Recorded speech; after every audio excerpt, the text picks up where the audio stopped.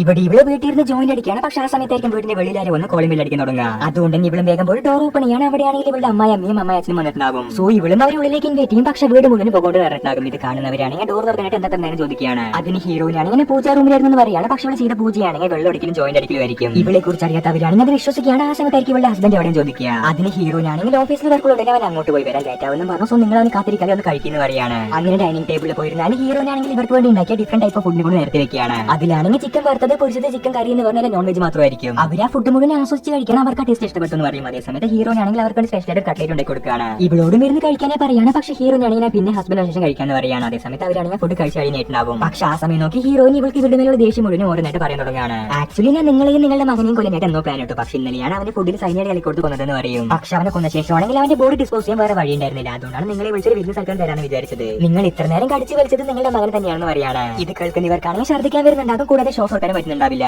അത് കാണുന്ന ഹീറോയിനാണെങ്കിൽ ഒന്നും പേടിക്കേണ്ട, ഞാൻ കുറച്ച് സൈനൈഡ് കൂട്ടിയിട്ടുണ്ട്, അതുകൊണ്ട് വേഗം മരിച്ചു എന്ന് പറയാണ്. അതിനുശേഷമായിരിക്കും ഹീറോയിൻ എന്തിനാണ് ഇവരെ കൊല്ലുന്നത് പറയാൻ തുടങ്ങുക. ആക്ച്വലി ഇവളുടെ ഹസ്ബൻഡ് ഒരു സൈക്കോ ആയിരിക്കും. ഇവളെ വെറുതെ തന്നെ ടോർച്ചർ ചെയ്യുന്നുണ്ടാവും. അതിന്റെ ദേഷ്യത്തിലായിരിക്കും അവനെ കൊന്നിട്ടുണ്ടാവും. എന്നിട്ട് അവനെ പോലെ ഒരു മകനെ വളർത്തിയതുകൊണ്ട് ഇവരെ കൊല്ലാൻ തീരുമാനിക്കുകയാണ്. അത് മാത്രമല്ല, അത് ഇയാളാണെങ്കിൽ ഇവളൊരു മരുമകളെ പോലെ കാണാതെ ഇവളെ കുളിക്കുന്നതും ഡ്രസ്സിന്റെ മേലെ നോക്കിയിട്ടുണ്ടാവും. അങ്ങനെ എല്ലാം കഴിഞ്ഞ് ബോഡി ഡിസ്പോസ് ചെയ്യുമ്പോഴായിരിക്കും ഇവളുടെ വീട്ടുകാരെ വീട്ടിലേക്ക് വരിക. ഇവളുടെ കൊല്ലേണ്ട ലിസ്റ്റിലാണെങ്കിൽ അവരും ഉണ്ടാകും. അതുകൊണ്ട് അടുത്ത ഡിഷ് ആണെങ്കിൽ അവർക്കായിരിക്കും.